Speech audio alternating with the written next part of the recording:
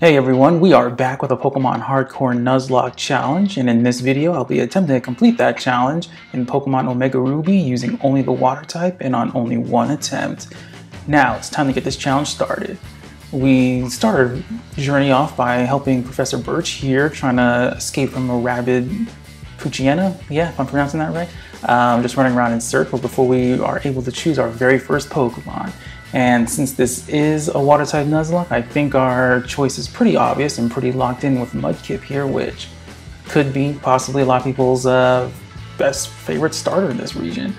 So after choosing Mudkip, we defeat that Poochyena pretty easily, and we make sure to name our Mudkip Pacific before talking to Professor Birch again and starting our journey proper. And up first is our first challenge against May here. This will be the first hard battle since her Trico and every starter in this game actually, in this generation, they start off with the type effective move. So since she picked a Trico, she'll have Absorb against Mudkip, which means that this run could see an early finish with this first rival battle here. Now, I did get very lucky since Trico was only really going for pounds, as I could only really use Tackle and Growl against this thing effectively. But then it was just kind of a normal type back and forth. She got the crit there, but I was very lucky in the fact that she did not use Absorb and take out Mudkip in one shot, pretty much. There's one more Tackle there, and I was able to finish off the Trico, and essentially our first difficult battle of the run. Before gaining a level here and having to start our journey proper after May here, it gives pretty much the outlook of how this journey is going to go. So after May, definitely in the same route there, I encountered a Wingull that I decided I definitely needed to catch, especially since it's part flying type and it'll help me against those pesky grass types. I wound up naming the Wingull Aeron, I believe. And we met up in Petalburg City to meet my dad to help this trainer, help Wally kind of catch his first Pokemon instead of just obtaining one from Professor Birch the next town over. Yeah, it was always pretty funny to me the way that the model just kind of just looks down at Wally like that. This is pretty funny. So Wally here is going to start off with the routes. Pretty obviously, nothing's changed between generations there. Before we head off into the Petalburg Woods to battle Team Magma for the very first time. Now, this Magma Grunt wasn't particularly difficult, as he does his little pose there, his little dab there. But his Poochyena did fall pretty easily to my Mudkip, so I don't expect any issues in the future with Team Magma, especially since they have ground and fire types. So my water type team will definitely fend them off pretty easily. So just going through this here, Poochyena just decides to just boost its stats as I just go for the hits here. I decided not to use Water Gun since I believe I'm remembering correctly.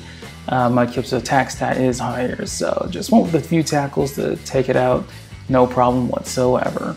Getting the level up.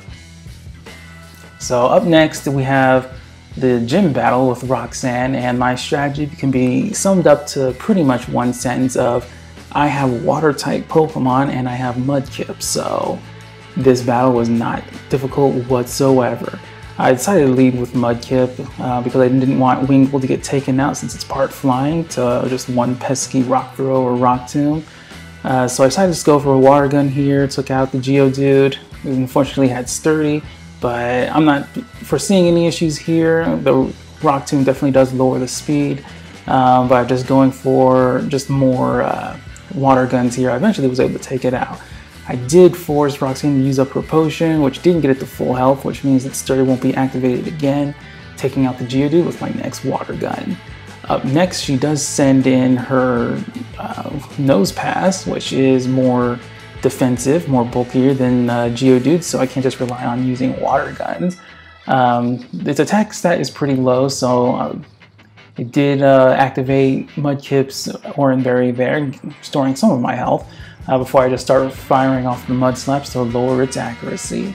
Now, I'm definitely not above using an accuracy strat here to get the win, but it's going for the hard in there, which pretty much won't really matter since Mud Slap and Water Gun are special moves, and it won't be affected at all by any defensive boosts that Nose Pass will do. So Nose Pass continually just goes for the tackle as I just go for the growl to kind of minimize that damage, since I know all of its moves are going to be physical.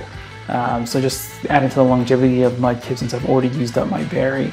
Just going for another growl there again to just minimize the survivability here. Now, as Nose Pass is still going for the tackles, I'm just kind of dreading the moment of when Nose Pass will get that eventual critical hit before using up enough Mud Slaps to really start messing with its accuracy. And then once it starts missing, I just start firing off the water gun, and just one more was able to take it out, netting me the first gym badge. Now, after this gym badge is unfortunately where the arrogance and the kind of just loses its luster here. As we're trying to help Briny, we run into a trainer, run into a hiker that has this Geodude that I just decided, hey, why not just send in Wingull to get that win in? But unfortunately that Geodude had Sturdy, and it goes for the rollout, taking out Wingull in one shot.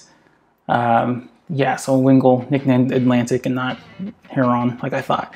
But shortly after that battle, after saving Briny's Wingull, I did manage to evolve my Mudkip into a Marshtomp before heading off to Dewford Town to find my next couple of captures, actually. So yeah, the water type is actually pretty few and far between in this game, surprisingly. But after this little short cutscene here of just kind of traveling on the water, even though I have a Marshtomp that could just do this for me, decided to rely on Briny's boat here to help pollute the ocean some more and give credence to Team Aqua's plans. After arriving in Dewford Town, immediately after bidding adieu to Mr. Briny here to deliver this package for Steven, and also taking out the leader Brawly, I immediately head towards the fisherman that will give me the Olorod so I can actually get my next couple of encounters. So after just lying to this fisherman about loving to fish, he finally gives me the Olorod, and I can finally fish in Dewford Town to encounter a Magikarp. Now, I decided Magikarp definitely would be great for this team since, you know, it's part flying and it'll help resist grass types, but also Gyarados is definitely one of the best Pokemon to have for a Nuzlocke challenge. So I decided to capture it. I was able to luckily successfully capture this thing. And just decided to name it Huron, I think, if I'm remembering correctly. So afterwards, definitely decided to head up to the route right afterwards to fish for my next encounter, being a Tentacool. Now, Tentacool, again, is one of those good Pokemon to have in this run since it can resist the grass type and also actually deal super effective damage to grass types. So having it on the team will definitely be just a net positive. So after capturing Tentacool, I decided to head immediately to challenge Brawly here. Brawly, so I he only had 2 Pokemon compared to like Generation 3 Brawly. But one thing that did happen is I did over level my Marshtomp on accident to level 17 instead of the level 16 here. So I decided to let it slide in this case. But the battle definitely didn't, it's not like it would have probably made a difference. So up against this Machop, I used the Mud Shot there, lowering its speed as it goes for the Seismic Toss. But this Machop is definitely not dealing enough damage to really be too much of an issue, as another Mud Shot takes it down. And finally, Brawly sends in his last Pokemon. I was actually expecting 3 Pokemon here, but again, it's definitely different since Generation 3. So his final Pokemon here being a Makuhita. Decided to stay in with Marshtomp, go for another Mud Shot there, which is doing about half. Hoping it's not a high roll there as it goes for a bulk up to boost its attack and defense. I decided to go for another Mud Shot, just in the case if I had to swap in a Pokemon or not. Just having those speed drops would be helpful, but it didn't matter since that second Mud Shot was enough to take out Makuhita, netting me the second gym badge. Now up next, I decided to fly back to Pebblebrook City to get the fish for a Goldeen here. Decided to just build up my team as much as possible since the next gym leader being Watson, I wanted as many Pokemon on the team as possible to kind of soak in as much damage as I can. So after capturing Goldeen, I finally make it to Slateport and trying to protect this submarine scientist person whose name I forget. Trying to protect him from Team Magma here. This new and improved Team Magma who just really loves posing. But after that battle with the two grunts, I finally meet the leader of Team Magma, Maxie here. Definitely had a design change, definitely looking way more nerdy than usual. You can see the Mega Stone in his eyeglasses there. Definitely going to set up some future stuff there. So as he's telling me his plan and Team Magma's lifelong mission, as I'm ignoring it, decided to definitely not take it to heart and forget I ever saw these people. As I make my way up north towards Mauville City, where I encounter May and her very impossible Pokemon. Now this battle with May was definitely going to be difficult since she did choose Trico as her starter, and I have a team of water types that are very untested against grass types right now, especially Marshtomp with the double weakness against grass types, being part ground himself there. So she decided to send in a Slugma at first, which definitely got my hopes up that this probably wouldn't be too bad. Before she starts laying down the beating with her next Pokemon there. So with one Mud Shot, I was able to take out Slugma, no problem. But the real problem came in when she decided to send in her Groville to kind of teach me a lesson here. So I was dreading getting rid of Mud Slap here because the accuracy drops would have been super great. So I decided to go for a quick attack. So I'm thinking, okay, maybe it doesn't have a good or a strong grass type here. So I just go for the Growl, hoping that even if it did have a grass type, it would be a physical grass type. So going for as many Growls as possible to get those attack stat drops, because I know Marshtomp is relatively bulky in the defensive department. So after 2 stat drops, I decided to swap into Tentacle here to resist any potential grass types that this Groville might have, as it goes for another Fury Cutter and then a Pursuit. So as I'm missing my Supersonics, I decide to stay in just to risk it again, as it goes for another quick attack, and I miss Supersonic once more, forcing me to swap out, if I'm remembering correctly, yes. So swapping out Tentacle into my Goldeen here. Knowing that Goldeen probably won't survive too long, I just decided to get a fresh swap in, just in case that this Groville wanted to use any grass types, which definitely wasn't showing me at the time. But then it just breaks out the Mega Drain, taking out Goldeen in one shot. Now, since Mega Drain is a special move, that those attack stats, those attack drops definitely won't really matter as I swap in my Marshtomp, just trying to get any damage on this thing, really.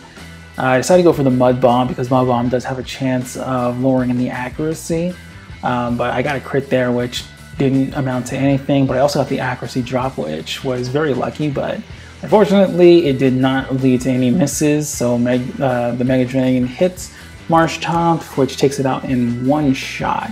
And with Marshtomp down, I definitely didn't see any outs, any way to win this battle, as it goes for a Fury Cutter, taking Tentacle down just for the, I don't know why I didn't go for Mega Drain. I don't think this Tentacle had Liquid Ooze or anything, so definitely wouldn't have mattered. So as it goes for Mega Drain again, on the last 2 hit points, it takes out Tentacle, forcing me to go into my last Pokemon, which is the super weak, super useless Magikarp to kind of defend the honor here.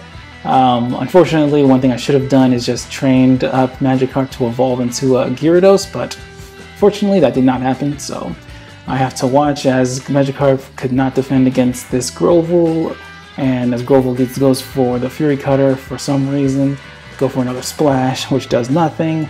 For some reason, this one Groville decides to miss a lot of moves, so I have to just wait for Groville to take out this Magikarp.